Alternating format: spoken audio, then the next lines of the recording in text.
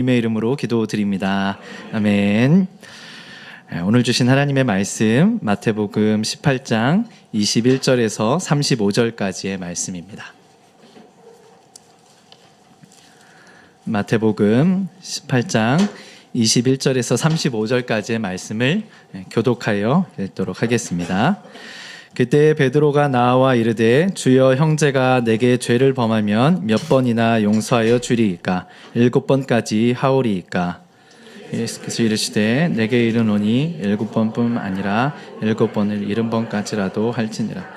그러므로 천국은 그 종들과 결산하려 하던 어떤 임금과 같으니 결산할 때에 10,000달란트 빚진 자 하나를 데려오매 갚을 것이 없는지라 주인이 명하여 그 몸과 아내와 자식들과 모든 소유를 다 팔아 갚게 하라 하니, 그 종이 엎드려 절하며 이르되 내게 참으소서, 다 갚으리이다 하거늘 그 종의 주인이 불쌍히 여겨 놓아 보내며 그 빚을 탕감하여 주었더니, 그 종이 나가서 자기에게 100데나리온 빚진 동료 한 사람을 만나 붙들어 목을 잡고 이르되 빚을 갚으라.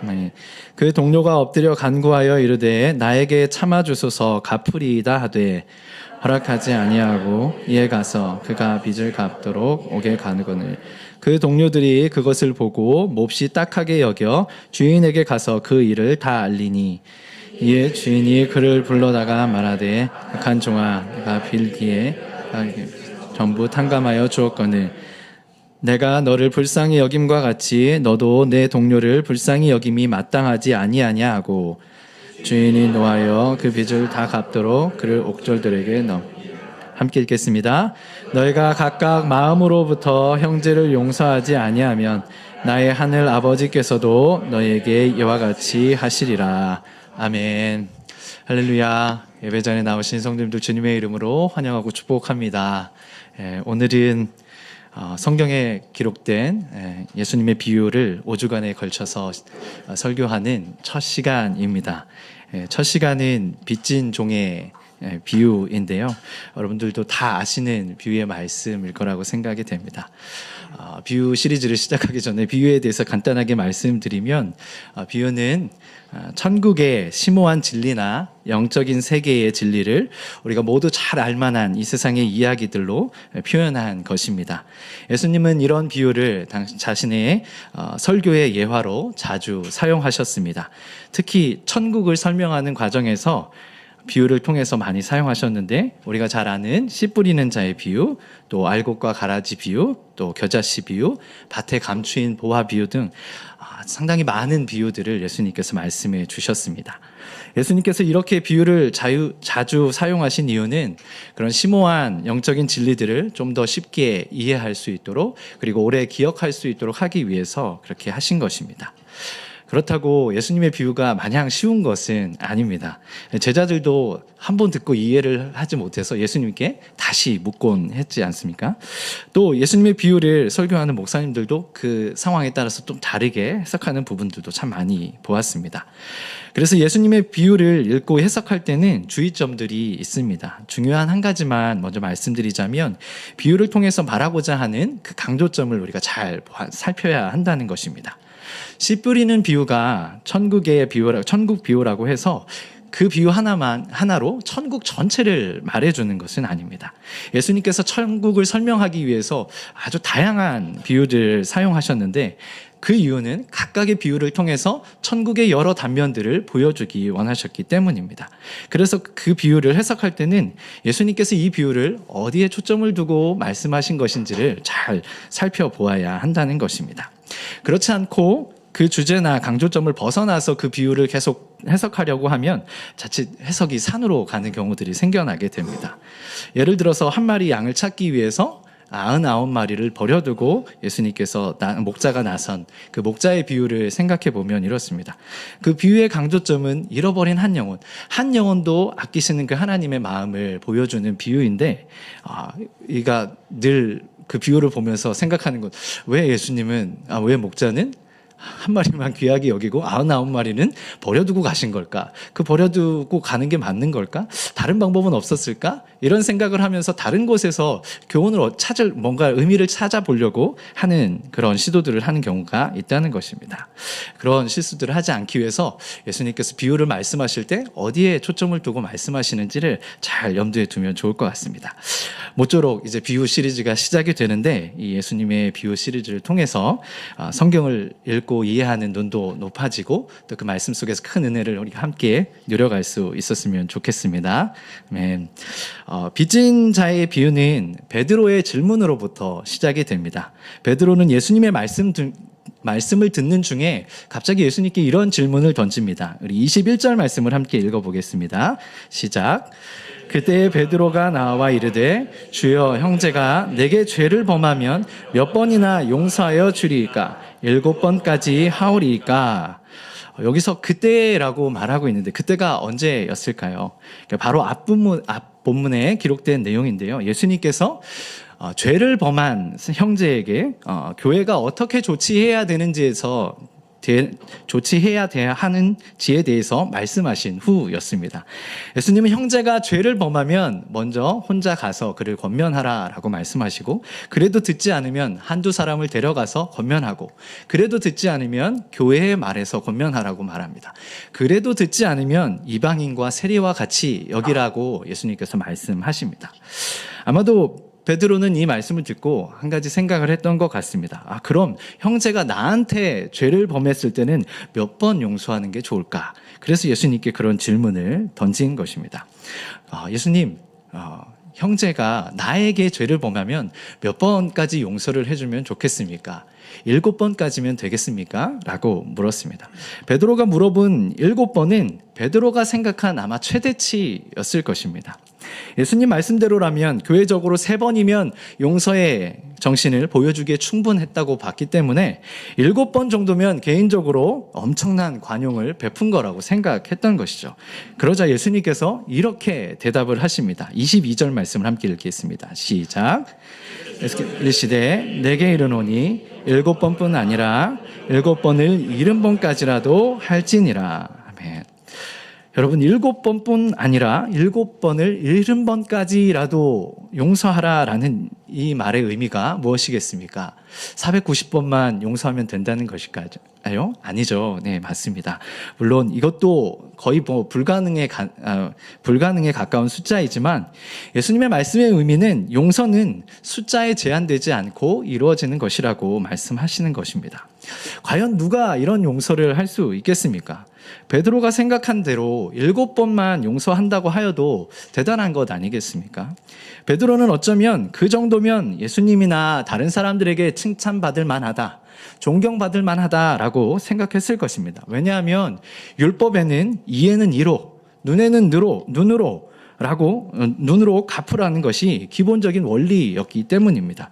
그러니 7번이면 대단히 관용적이고 자비로운 사람인 것입니다. 그리고 생각해 보건대 베드로는 그래도 7번 정도면 내가 해낼 수 있지 않을까? 내가 해낼 수 있는 최대치 그것을 이제 7이라는 완전수를 통해서 예수님께 질문을 한 것이죠. 그런데 예수님의 말씀 앞에 이 베드로 자기의 모든 계산이 무의미해져 버리게 됩니다. 얼마나 황당했겠습니까? 아니 7번도 아니고 7번을 70번까지라도 용서하라니요. 그게 말이 됩니까? 그렇게 용서할 수 있는 사람이 세상에 어디 있겠습니까? 예수님은 그렇게 용서할 수 있겠습니까? 라고 베드로 성격이라면 어쩌면 질문하고 싶지 않았을까라는 생각이 듭니다. 여러분은 어떻습니까? 그렇게까지 용서하실 수 있겠습니까? 베드로가 7번 자신 있게 얘기했는데 여러분은 몇 번까지 용서하실 수 있을 것 같습니까? 예수님은 이렇게 놀라있을 베드로와 제자들에게 이렇게 비유를 시작하십니다. 23절 함께 읽겠습니다. 시작. 그러므로 천국은 그 종들과 결산하려 하던 어떤 임금과 같으니. 아멘. 예수님은 비유를 그러므로 천국은 이라는 말로 시작합니다. 용서의 말씀을 꺼내셨다가 갑자기 천국은 이라는 말로 비유를 시작하고 있는 것이죠. 보통 우리가 이 비유를 보면서 이 비유는 용서에 관한 것이야 아니면 하나님의 큰 사랑에 관한 것이야 라고 생각하는데 엄밀히 말하면 이 비유는 천국 비유입니다. 그러니까 예수님은 베드로의 질문으로부터 시작된 이 용서라는 개념을 가지고 비유를 통해서 천국이 어떤 곳인지를 말해주고 싶었던 것입니다. 이것이 더욱 분명해지는 이유는 18장 처음부터 예수님께서 천국에 관한 말씀으로 시작하고 있기 때문입니다. 그리고 20장까지 천국에 관한 말씀이 이어지고 있습니다. 18장은 전체적으로 천국 공동체의 특징에 대해서 말해주고 있는데 천국에서 큰 자는 어린아이와 같은 자다 라고 말하고 또 잃어버린 한 마리의 양의 비유 그리고 빚진 자의 비유를 통해서 천국 공동체가 어떤 곳인지 천국 공동체에 속한 사람들이 어떤 특징을 갖고 있는지에 대해서 예수님께서 말씀해 주고 있는 것이죠. 그러게 이 비유를 용서에만 너무 집중해서 보다 보면 자칫 오류에 범할 수 있습니다. 용서라는 개념을 통해서 천국을 예수님께서 어떻게 설명하고 있는지에 대해서 우리가 눈여겨봐야 하기 때문입니다. 예수님은 이렇게 천국을 비유로 설명하시면서 천국은 그 종들과 결산하려 하는 어떤 임금과 같다라고 설명을 합니다. 예수님은 이 결산한다라는 것은 회개를 맞추다라는 뜻입니다. 저희 교회도 가장 늦게까지 일하시는 분들이 여기 재정부실에서 늦게까지 재정부 일을 보게 되는데요. 그 왜 힘든 일이냐면 그 수입과 지출을 정확하게 해야 하기 때문입니다. 그리고 그게 너무 힘든 일이기도 합니다. 조금이라도 틀리면 안 되기 때문이죠. 그 정확한 일을 임금이 하고 있다는 것입니다. 종들과의 사이에서 종들과의 계산을 정확하게 맞춰보고 있는 것이죠. 이 단어는 달란트 비유에도 사용되는데 주인이 타국에 가면서 한 종에게는 5달란트를, 한 종에게는 2달란트를, 한 종에게는 1달란트를 맡기고 다시 돌아온 이후에 그 종들과 결산을 하게 됩니다. 그래서 그들이 한 얼마를 남겼는지를 보고 그들의 살아온 모습을 보고 그 종이 선한 종인지 악한 종인지를 판단하셨던 것입니다. 이처럼 천국에서는 임금이 그 종들에게 맡긴 일을 결산하고 그가 착한 종인지 악한 종인지를 판단하는 심판이 있는 곳임을 보여주고 있습니다. 참 떨리는 말씀이기도 합니다. 생각해 보십시오. 이 땅에서 우리가 살아가는 동안에 지나온 시간 속에서 어떤 일을 했고 또 어떤 말을 했고 어떤 생각을 했는지를 분초 단위로 하나님께서 정확하게 결산을 한다면 우리 가운데 고개를 들고 있을 사람이 있을 수 없겠죠. 모두가 다 시무룩하게 고개를 숙이고 있을 수밖에 없을 것입니다. 여러분, 용서는 이렇게 정확한 결산이 있은 뒤에 이루어지는 것입니다. 용서는 무턱대고 이루어지는 게 아닙니다. 뭘 잘못했는지도 제대로 모르는 사람에게 아무리 내가 용서한다고 말해도 그것은 제대로 된 용서가 되지 않습니다. 무엇을 잘못했고 그 잘못의 대가가 무엇인지 정확하게 알고 인정할 수 있은 후에야 진정한 용서가 이루어지는 것이죠. 그렇게 결산이 시작되고 임금 앞에 1만 달란트 빚진 자가 나오게 됩니다. 하지만 그 종은 1만 달란트라는 엄청난 빚을 갚을 능력이 없었습니다. 24절과 25절을 함께 읽어보겠습니다. 시작.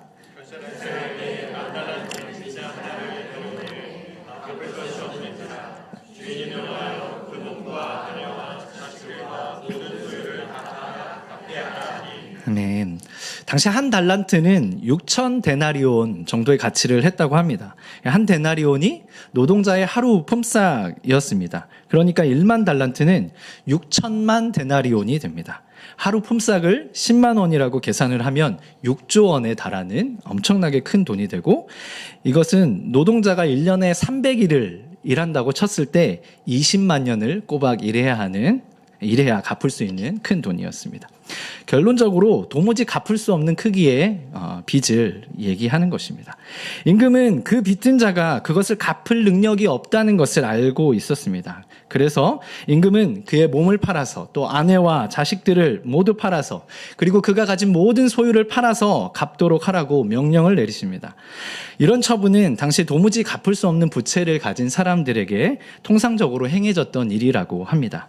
그만한 가치를 대체할 수 있어서가 아니라 그 모든 것을 귀속시키는 것으로 대신하게 했던 것입니다. 천국의 관점에서 이런 갚을 수 없는 빚은 죄인으로서 도무지 감당할 수 없는 죄의 크기를 의미합니다. 그의 몸과 그의 아내와 그의 모든 재산을 다 팔아서 갚으라는 명령은 그가 죄로 인해서 영원토록 받아야 할 심판을 의미합니다. 이러한 명령이 떨어지자 빚진 종은 주인 앞에 엎드려 절을 합니다. 그리고 내가 다 갚을 테니까 조금만 제발 참아달라고 애원을 하게 되는 거죠. 그리고 주인은 그를 불쌍히 여겨서 그 빚을 탕감해 주게 됩니다. 26절과 27절 말씀을 또 읽겠습니다. 시작. 그 종이 엎드려 절하며 이르되 내게 참으소서 다 갚으리이다 하거늘 그 종의 주인이 불쌍히 여겨 놓아 보내며 그 빚을 탕감하여 주었더니, 여기서 빚진 종은 주인에게 애원하는 거는 그럴 수 있는데 터무니없는 약속을 하고 있습니다. 무엇입니까? 내가 다 갚겠다라는 말을 하고 있는 것이죠. 이게 말이 됩니까? 말이 안 되죠. 이미 도무지 갚을 수 없는 큰 부채인 것이 밝혀졌는데 불가능한 맹세를 하고 있는 것입니다. 이것은 이 종이 자기가 지은 부채의 크기가 얼만큼인지 그것을 제대로 인식하지 못하고 있다는 것을 보여줍니다. 그저 그 상황만 벗어나길 바라면서 자기도 알지 못하는 말을 쏟아놓고 있었던 것이죠. 놀라운 것은 그런데도 주인은 그를 불쌍히 여겨서 빚을 탕감해주고 놓아주게 됩니다. 이것은 주인의 한없는 자비로운 성품을 보여줍니다. 그 종의 말에 신빙성이 있어서, 그리고 그 약속이 믿을만해서 용서해 주신 것이 아니라 그저 그를 불쌍히 여겨서 갚을 수 없는 돈을 모두 탕감해주고 그에게 새로운 삶을 살아갈 수 있도록 자유를 허락해 주신 것입니다. 하나님께서 죄인에게 죄 용서의 은혜를 베푸시는 것도 마찬가지입니다. 도무지 갚을 수 없을 만큼 큰 죄를 값없이 용서해주고 그에게 자유를 주신 것이죠. 받을 만한 자격이 전혀 없지만, 그 은혜를 갚을 만한 능력이 전혀 없지만 그를 불쌍히 여겨서 그저 그를 사랑하여서 그를 용서하고 그에게 자비를 베풀어 주신 것입니다. 그런데 이렇게 1만 달란트나 탕감받은 족은 자기에게 빚진 동료에게 그렇게 행하지 않았습니다. 우리 28절부터 30절까지 함께 읽겠습니다. 시작.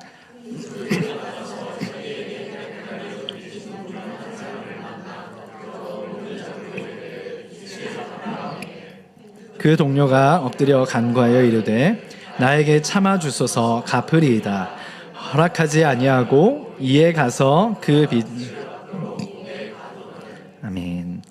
빚을 탕감받은 종은 나가서 자기에게 빚진 동료를 만나게 됩니다. 그러자 눈빛이 달라지더니 그 빚을 갚으라고 그를 붙잡고, 그 동료를 붙잡고 멱살을 붙잡고 윽박을 지르기 시작합니다. 자기가 주인 앞에 그랬던 것처럼 엎드려서 제발 참아달라고, 내가 꼭 갚겠다고 애원하는데도 불구하고 그것을 허락하지 않습니다. 그리고 그 빚을 다 갚도록 옥에 가두어 버립니다. 그 빚진 동료가 자기에게 빚진 돈은 100데나리온이었습니다. 데나리온이 하루 노동자 품삯이었는데 아까 말한 대로 10만 원이라고 치면 1000만 원 정도 되는 가치의 돈이었습니다. 100일 정도면 충분히 갚을 수 있는 돈이었습니다. 물론 적은 돈은 아니지만 넉넉히 1년을 참아주면, 아니 짧게 4개월에서 6개월 정도만 참아준다면 얼마든지 갚을 수 있을 만큼의 돈이었던 것입니다. 하지만 그는 그것을 참아주지 않았습니다. 그래서 그를 옥에 가두어 버린 것이죠. 가족이나 친척들이나 친구나 누군가가 와서 대신 그 빚을 갚아주거나 아니면 집을 팔든 몸을 팔든 자식을 팔든 어떻게든 해서 그 돈을 갚아내라는 것입니다. 물론 그 사회에서 그가 한 행동은 일반적으로 문제가 없는 행동이었습니다. 왜냐하면 눈에는 눈, 이에는 이라는 율법적인 원리대로라면 당연히 그럴 수 있는 것이기 때문입니다.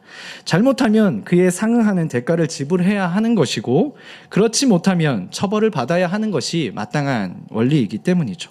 오늘날 우리가 살아가는 사회의 법도 이와 같은 원리가 적용됩니다. 이게 이 세상의 원리이기 때문입니다. 하지만 하나님이 예수님께서 말씀하시는 천국의 원리는 달랐습니다.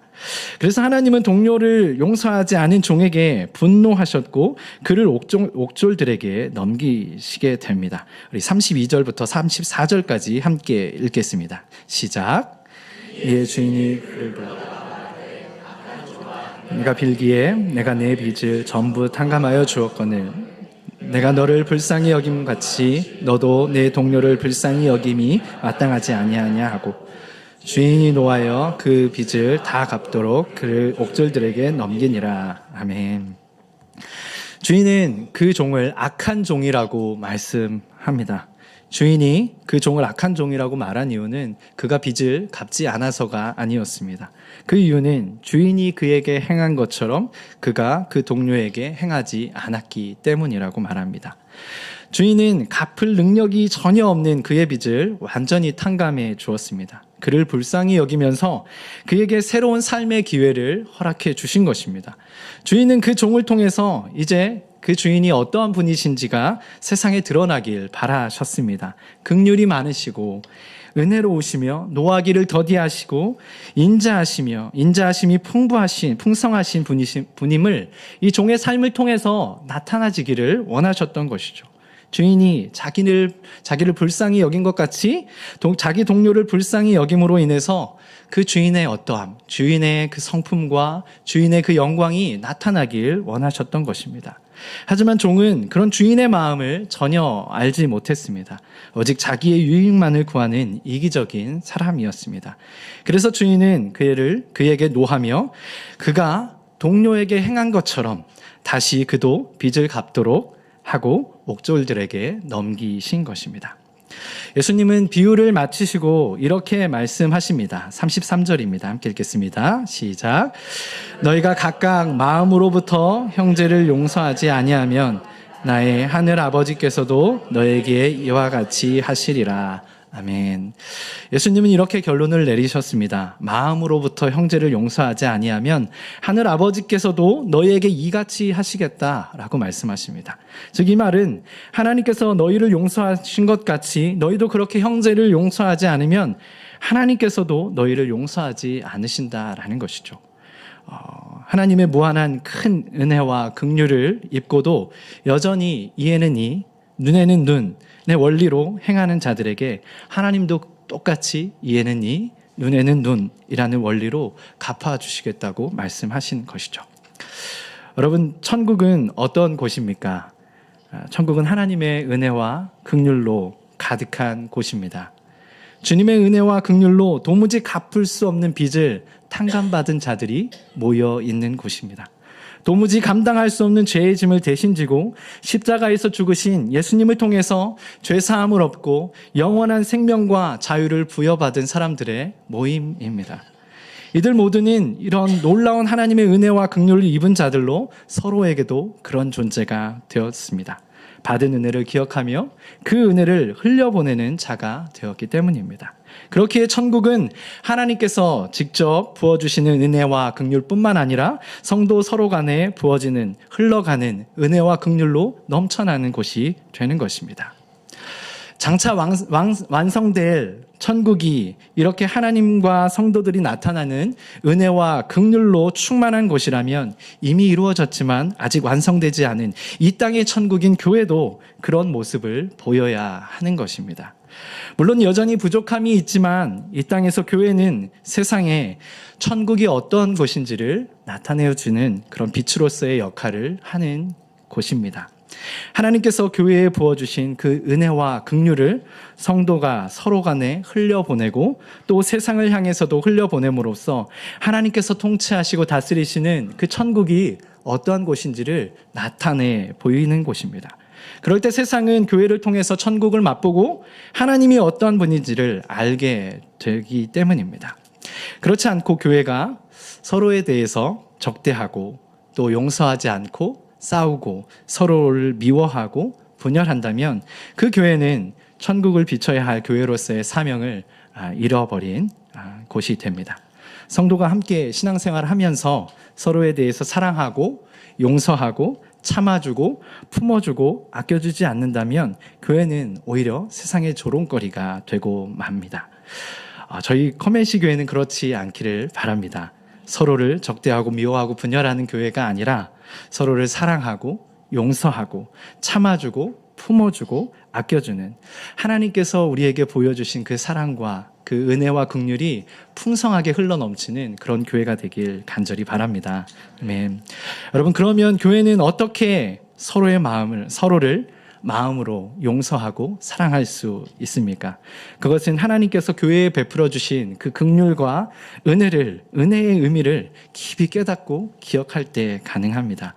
우리가 하나님의 은혜와 긍휼의 크기를 알려면 두 가지를 우리가 정확히 알아야 합니다. 하나는 나의 빚진 것, 내 죄의 크기가 얼마나 큰 것인지, 내가 하나님으로부터 사함받은 죄가 얼마나 큰 것인지를 정확히 알아야 합니다.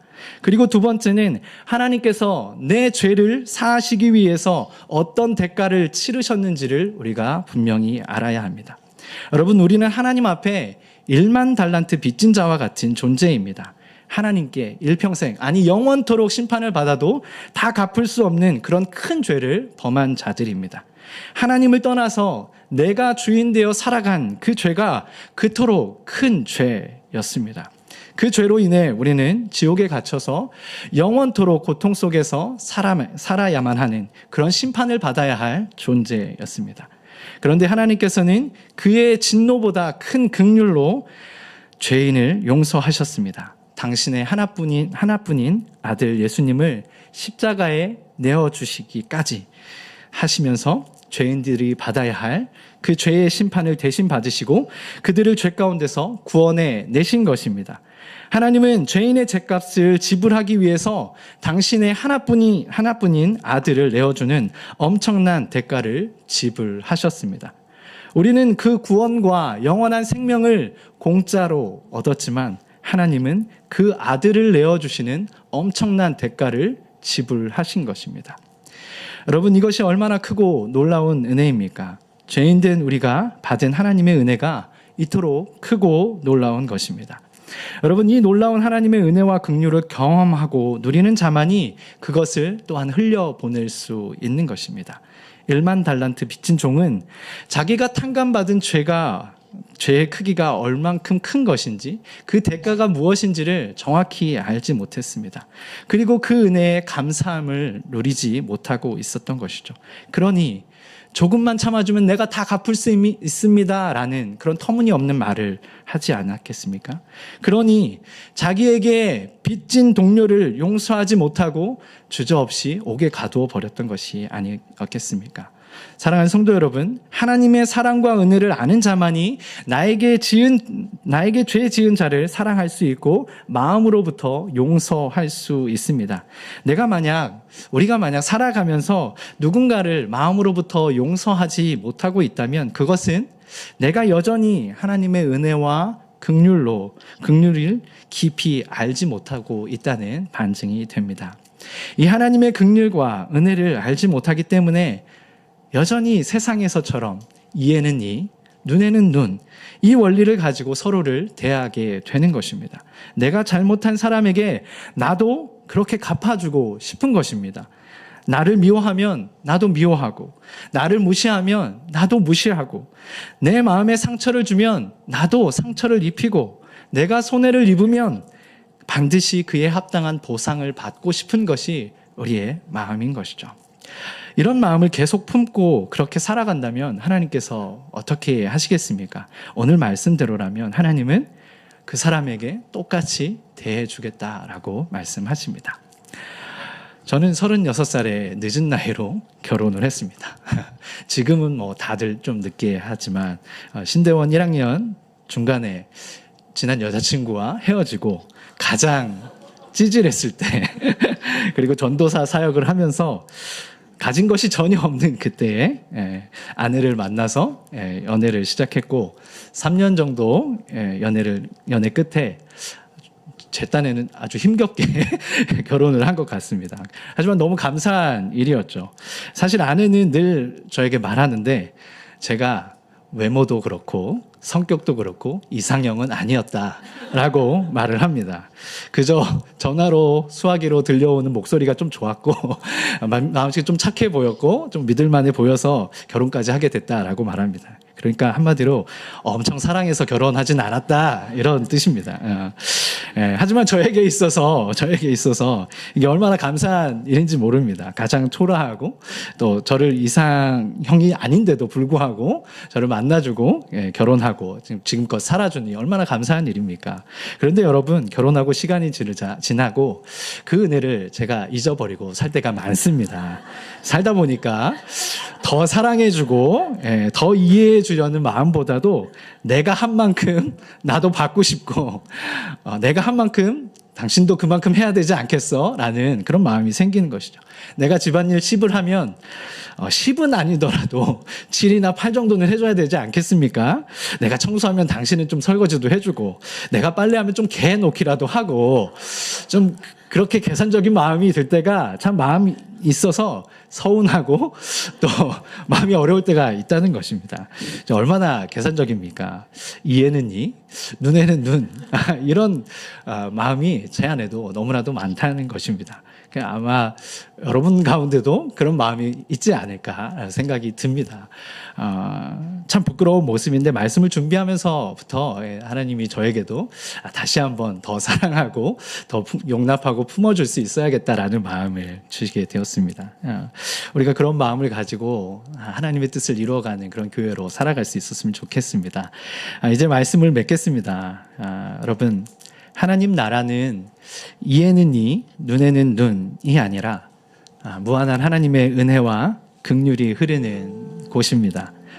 갚을 수 없는 크기의 죄로 인해서 심판받아야 마땅한 자들이 하나님의 말할 수 없는 그 크신 은혜와 긍휼로 밟고 그 은혜를 누리는 자들의 모임이고, 그 은혜와 긍휼을 입은 자들이 서로에게 그 은혜와 긍휼을 자연스럽게 흘려보내는 그런 곳이 바로 천국인 것이죠. 이 땅의 교회는 그런 천국을 이 세상에 보여주는 곳이어야 합니다. 하나님께서 교회에 베풀어 주신 그 은혜와 긍휼을 누리며 그 은혜와 긍휼을 성도 서로 간에 나누고 세상 가운데 흘려보내는 곳이 되어야 하는 것이죠.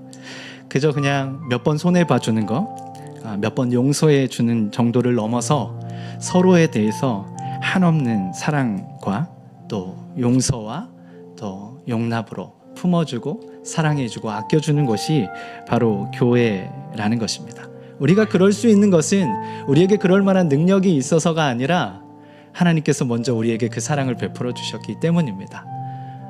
내가 형제를 용서하는 것과는 비교할 수 없을 만큼 크고 놀라운 은혜와 긍휼을 나에게 먼저 베풀어 주셨기 때문입니다. 커맨시 교우 여러분, 저와 여러분 모두 그 놀라운 하나님의 은혜와 긍휼을 입은 자들로 우리가 속한 가정과 또 교회와 학교와 일터에서 그 은혜와 긍휼을 흘려보낼 수 있기를 바랍니다. 그래서 우리가 속한 곳이 작은 천국이 되고 세상에 천국을 보여줄 수 있는 멋지고 아름다운 공동체가 되길 주님의 이름으로 축복합니다. 아멘. 아멘. 우리 찬양하면서 함께 기도할 텐데요. 생명과 바꾼 주의 사랑을 잊지 않게 하소서 라는 찬양으로 함께 나아가도록 하겠습니다. 생명과 바꾼 주의 사랑을 잊지 않게 하소서. 나를 위해 흘렸던 주의 눈물 잊지 않게 하소서. 주의 긍휼과 주의 선하심 내가 묵상하오니 내 영혼 위에 베푸신 주의 은혜 잊지 않게 하소서. 감사합니다. 주님 고맙습니다. 그 사랑 때문에 그 눈물 때문에 주 앞에서 예배합니다. 우리 다시 한번 찬양합니다. 생명과 바꾼 주의 사랑을 잊지 않게 하소서. 나를 위해 흘렸던 주의 눈물 잊지 않게 하소서. 주의 긍휼과 주의 선하심 내가 묵상하오니 내 영혼 위에 베푸신 주의 은혜 잊지 않게 하소서. 감사합니다. 주님 고맙습니다. 그 사랑 때문에 그 눈물 때문에 주 앞에서 예배합니다. 감사합니다.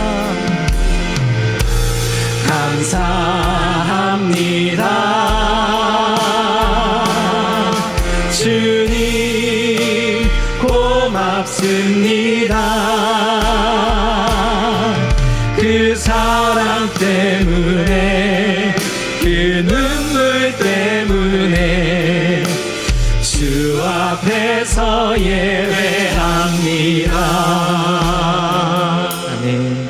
우리 먼저 기도하실 때 감사의 기도를 하나님께 올려드렸으면 좋겠습니다. 하나님, 저는 이 하나님의 긍휼과 은혜를 받을 만한 자격이 없는 자임을 고백합니다. 1만 달란트 빚진 자와 같이 내 평생을 다 착하게 산다 해도 갚을 수 없는 그 하나님의 은혜와 사랑을 입은 자입니다. 그 큰 죄를 지고 있는 자임을 알면서도 하나님 나를 사랑하시고 나를 그 죄 가운데서 그 심판 가운데서 건지시기 위해서 당신의 전부이신 그 사랑하는 아들을 내어주셨음을 감사드립니다. 하나님, 이것이 얼마나 큰 은혜인지 우리로 하여금 더 깊이 알게 하여 주시옵소서. 무한한 하나님의 그 사랑과 은혜와 긍휼을 우리가 경험할 수 있도록 도와주시옵소서. 그리고 그 은혜를 누리며 그 은혜를 흘려보내는 자로 살아갈 수 있도록 도와주시옵소서. 하나님, 그 은혜에 감사합니다. 그 은혜의 풍성한 우리로 하여금 더 누리고 경험할 수 있도록 인도해 주십시오라고 우리 함께 기도하며 나아가겠습니다. 기도하시겠습니다. 사랑의 주님, 감사합니다. 제가 무엇이 간데 주님 이토록 놀라운 사랑과 은혜를 우리에게 베풀어 주셨습니까? 하나님, 저는 1만 달란트 빚진 자와 같이 하나님 어떠한 방법으로도 내가 지은 죄의 대가를 다 지불할 수 없는 하나님 죄인인 것을 고백합니다. 하나님, 이것이 영원토록 하나님 앞에 심판받아 마땅한 영원한 지옥에서 그렇게 고통과 괴로움 속에 살아가야만 그런 죄인이었던 것을 고백합니다. 하나님, 그럼에도 불구하고 그것을 너무나도 잘 아심에도 불구하고 내가 살아가면서 순간순간 지었던 죄가 얼마나 큰 것인지 아심에도 불구하고 나를 사랑하셨고 내게 은혜와 긍휼을 베푸시기 위하여서 내 죄를 사하시기 위하여서 나를 그 모든 죄의 심판으로부터 건져내시기 위하여서 하나님의 전부이신 하나님의 가장 사랑하시는 아들 그 예수 그리스도 이 땅 가운데 보내주시고 십자가에 달려 죽으시고 하나님 나의 죄를 대신하여 죽으시게 하시고 나를 그 죄 가운데서 건져주시고 자유케 하셨음을 믿습니다. 주님, 그 은혜와 긍휼에 우리가 어찌 감사하지 않을 수 있고 우리가 어찌 하나님을 사랑하지 않을 수 있으며 그 은혜와 긍휼로 인하여서 주님을 찬양하지 않을 수 있겠습니까? 주님, 우리가 이 은혜와 사랑을 잊지 않게 하여 주시옵소서. 내가 받은 그 긍휼이 얼마나 크고 놀라운 것인지 우리로 하여금 더 깊이 깨달아 알게 하여 주시옵소서. 일생을 그렇게 살아간다 해도 갚으려고 노력한다 해도 갚을 수 없는 그 놀라운 은혜를 내가 받고 지금도 누리고 살아가고 있음을 우리가 날마다 누리고 기억하게 하여 주시옵고 그 은혜를 흘려보낼 수 있는 그런 자로 살아갈 수 있도록 도와주시옵소서. 주님, 그 놀라운 은혜를 우리가 더 깊이 알아가기 원합니다. 내가 주님 앞에 지은 그 죄의 크기가 얼마나 큰 것인지 더 깊이 깨달아 알게 하여 주시옵고 그 죄를 위하여 주님께 지불하신 그 대가가 얼마나 큰 것인지 그 사랑이 얼마나 큰 것인지 우리로 하여금 알게 하여 주시옵소서. 그 사랑과 그 은혜와 긍휼을 하나님 더 깊이 알 수 있도록 도와주시고 그 은혜와 긍휼을 누리며 흘려보내는 자로 살아가게 하여 주시옵소서. 주님, 우리의 시간 그 하나님의 마음을 우리 가운데 부어주시옵소서. 주님, 그 은혜와 긍휼을 우리로 하여금 알게 하여 주시옵소서.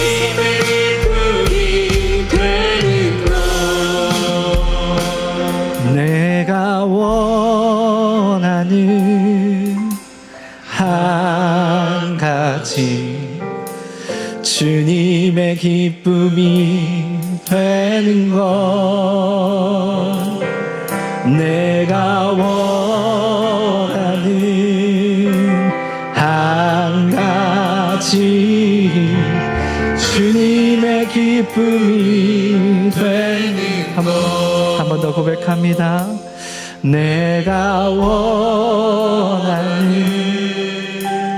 한 가지 주님의 기쁨이 되는 건 내가 원하는 한 가지 주님의 기쁨이 되는 것. 한 가지 더 우리 함께 기도하겠습니다.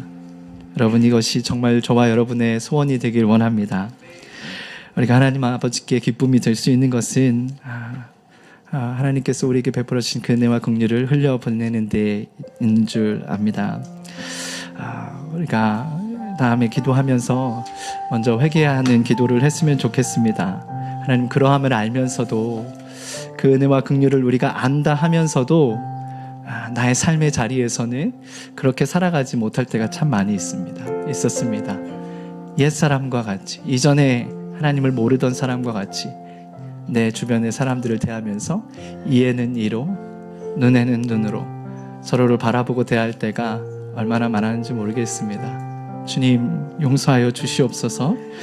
하나님의 그 무한한 은혜와 긍휼을 안다 하면서도 그렇게 사랑하지 못하고 그 은혜와 긍휼을 흘려보내지 못했던 죄를 용서하여 주시옵소서.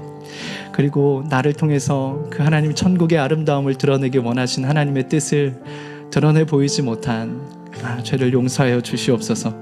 세상 가운데 천국의 아름다움을 보여주기보다 여전히 나의 죄의 모습만 보여줬던 그런 우리의 연약함과 죄를 용서하여 주시옵소서. 이렇게 기도하고, 또 오늘 말씀을 들으면서 개인적으로 여전히 내가 미워하고 있는 사람들, 또 마음에 용납하지 못하고 있는 사람들이 떠오른다면 하나님, 그 영혼을 품을 수 있는 능력을 내게 부어 주시옵소서. 성령 하나님, 하나님의 그 은혜와 긍휼의 풍성함을 누리며 나도 그 은혜와 긍휼의 풍성함을 흘려보내고 그 영혼을 용서하고 품을 수 있는 은혜의 능력을 허락해 주십시오라고 우리 함께 기도하며 나아가도록 하겠습니다. 기도하시겠습니다. 하나님 아버지, 감사합니다. 오늘 이 시간 말씀을 통해서 나의 삶을 되돌아보게 하시니 감사드립니다. 하나님, 우리의 삶을 되돌아볼 때 하나님, 주님의 기쁨이 되고자 하고 주님의 뜻 가운데 살아간다 하였지만 여전히 내가 주인 되고 내가 원하는 대로 내 욕심을 쫓아 살아갈 때가 너무나도 많았음을 고백합니다. 이전에 하나님의 은혜와 긍휼을 모르는 자처럼 이에는 이처럼 이에는 이로 눈에는 눈으로 내 주변의 동료들을 바라보고 서로를 바라보고 또 그렇게 대할 때가 얼마나 많았는지 모르겠습니다. 내가 준 만큼 받기를 원했고 내가 손해본 만큼 하나님 대가를 받길 원했던 것이 나의 악한 마음이었음을 고백합니다. 하나님, 그런 우리의 죄악을 용서하여 주시옵소서. 이런 모습을 통해서 하나님의 그 천국의 아름다움을 드러내지 못한 우리의 우리의 죄 또한 용서하여 주시옵소서. 하나님, 우리에게 은혜와 긍휼을 풍성하게 부어주시면서 우리의 삶을 통하여서도 그 은혜와 긍휼이 흘러가길 원하셨는데 하나님, 그런 삶을 살아가지 못하고 그 하나님 나라의 아름다움을 하나님 우리 주변의 사람들에게, 우리 가족들에게, 우리 동료들에게 하나님 드러내 보이지 못했던 우리의 모습들이 있습니다. 주님, 용서하여 주시옵소서. 주님, 용서하여 주시옵소서. 하나씩은 하나님, 이 죄로부터 우리가 회개하고 돌이킬 수 있도록 도와주시고 하나님의 그 크신 은혜와 긍휼을 입은 자로서 그 은혜와 긍휼을 하나님 흘려보내는 아름다운 모습을 보일 수 있도록 도와주시옵소서. 하나님, 오늘 우리의 마음 가운데 여전히 미워하고 있는 자들, 하나님 또 우리가 여전히 용납하지 못하고 적대적으로 대하고 있는 자들이 있습니까? 주님, 그를 용서할 수 있는 마음을, 그 마음을 우리에게 부어주시옵소서. 하나님의 은혜와 긍휼로 풍성케 하여 주셔서 정말 주님 나에게 그러하셨듯이 그 은혜를 흘려보내고 용서하고 품을 수 있는 능력을 저에게도 허락하여 주시옵소서. 그래서 하나님, 우리가 거한 가정이, 우리가 거한 교회가, 우리가 거한 공동체가 하나님 그런 아름다운 공동체가 될 수 있도록 주님 도와주시옵소서. 그렇게 우리의 삶을 이끄시고 우리의 삶을 통하여 일하시는 주님을 찬양합니다. 주님 전하는 교회, 아버지 주님, 그렇게 주님 나아갑니다. 우리의 간구하는 이 기도에 주님 응답하여 주시옵소서. 주님, 사랑에 빠지는 교회, 주께서 사랑하는 우리 교회가 이런 교회 되게 하소서. 우리 함께 찬양하겠습니다.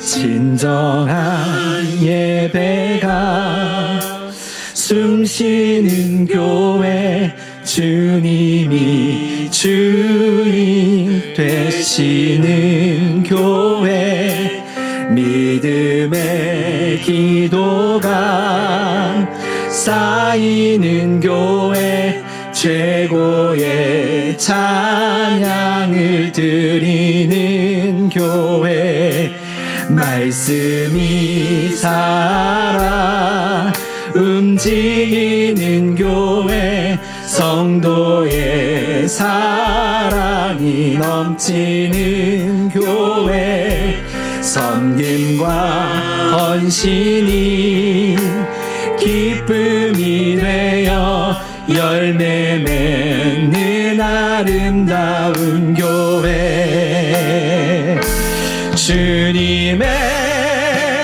마음 닮아서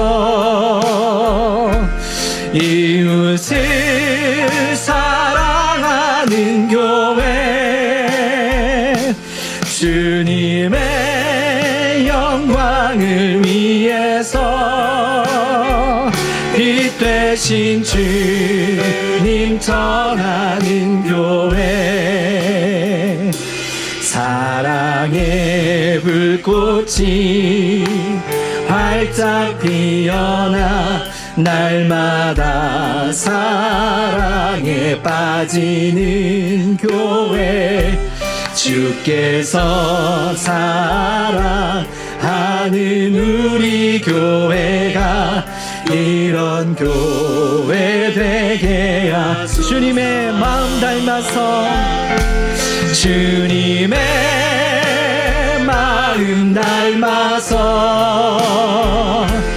이웃을 사랑하는 교회, 주님의 영광을 위해서 빛 되신 주님 한 번 더 고백합시다.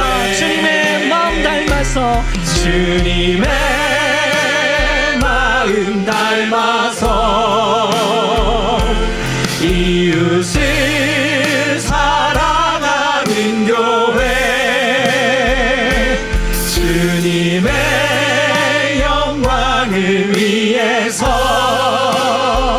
빛 되신 주님 전하는 교회, 사랑의 불꽃이 꽃이 활짝 피어나 날마다 사랑에 빠지는 교회, 주께서 사랑하는 우리 교회가 이런 교회 되게 하소서.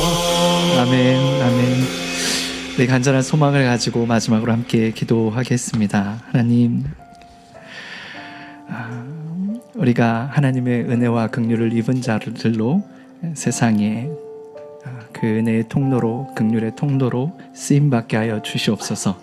우리 커맨시 교회가 하나님의 은혜와 긍휼로 서로를 뜨겁게 사랑하는 그런 공동체 되게 하셔서 지역과 사회에 작은 천국의 모습을 보여줄 수 있는 그런 아름다운 공동체가 되게 하여 주시옵소서.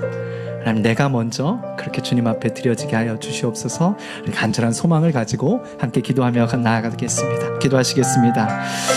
사랑의 주님, 우리를 예수 그리스도 안에서 교회로 불러주시고 하나 되게 하시니 주님 감사드립니다. 하나님의 그 놀라운 은혜와 긍휼을 입은 자들로 그 은혜와 긍휼을 흘려보내는 아름다운 통로 되길 원하시는 그 하나님의 뜻을 우리가 알고 하나님의 뜻 가운데 세워져 가는 그런 아름다운 교회가 되게 하여 주시옵소서. 하나님, 우리에게 베풀어 주신 그 무한한 사랑과 은혜를 기억합니다. 하나님, 내 주변에 내 옆에 있는 동료를, 하나님 우리 공동체에 있는 타락한 순원들을, 하나님 우리 가족들을 그렇게 사랑할 수 있도록 도와주시옵소서. 내 마음에 닿지 않는다 할지라도, 내 뜻과 다르다 할지라도 하나님 주신 그 사랑과 은혜로 하나님 품고 용납하고 용서하며 하나 된 그 교회의 모습을, 하나님 그 아름다움을 보여줄 수 있는 그런 아름다운 공동체 되게 하여 주시옵소서.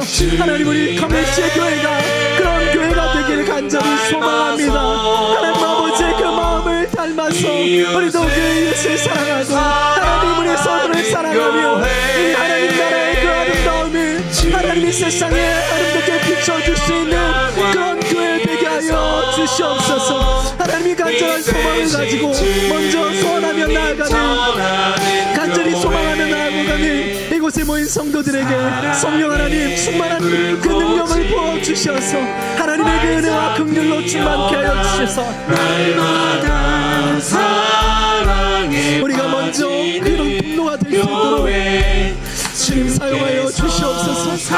오늘 이 시간 주님께서 돌아가는 순간부터 그런 사랑과 은혜로 우리의 삶이 충만하여지고 그런 통로로 쓰임받게 되어지게 하여 주시옵소서. 주님 감사합니다.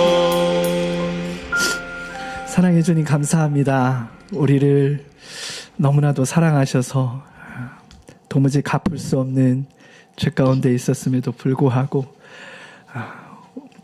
우리 죄를 사해 주시고 이 죄의 대가를 지불하시기 위해서 그 사랑하는 예수 그리스도를 이 땅 가운데 보내시며 십자가에 내어주신 하나님, 그 크신 은혜와 긍휼로 인하여서 감사합니다. 우리가 이 은혜와 긍휼을 잊지 않게 하여 주시고 늘 감사하며 늘 기뻐하며 하나님을 찬양하는 삶을 살아가게 하여 주시옵소서. 이 은혜 가운데 우리도 하나님께서 우리를 그렇게 사랑하신 것처럼 우리의 이웃을 사랑하고 우리의 교회를 사랑하고 우리의 동료들을 사랑해 갈 수 있도록 도와주시옵소서. 혹 내 눈에 들지 않고 나의 생각과 다르다 할지라도 혹 내가 미워하는 이들까지도 품어낼 수 있는 그런 하나님의 사랑과 긍휼로 충만한 자들, 그런 교회가 되게 하여 주시옵소서. 그래서 세상 가운데 하나님의 나라의 그 아름다움을 멋지게 보여줄 수 있는 그런 우리 커맨시 교회가 되게 하여 주시옵소서. 그렇게 인도해 주실 것을 믿고 감사드립니다. 이제는 우리 주 예수 그리스도의 은혜와 하나님 아버지의 원하신 사랑과 성령 하나님의 교통하심과 충만하심이 하나님의 긍휼과 은혜를 입은 자들로 그 은혜를 흘려보내는 통로가 되기를 소망하며 그런 교회로 살아가길 소망하며 나아가는 우리 커맨시 교회의 성도들, 그 가정들, 또 일터 위에 이제로부터 영원토록 함께 있을지어다. 아멘. 아멘. 가지고 나온 기도 제목 가지고 기도하시다가 자유롭게 돌아가도록 하겠습니다.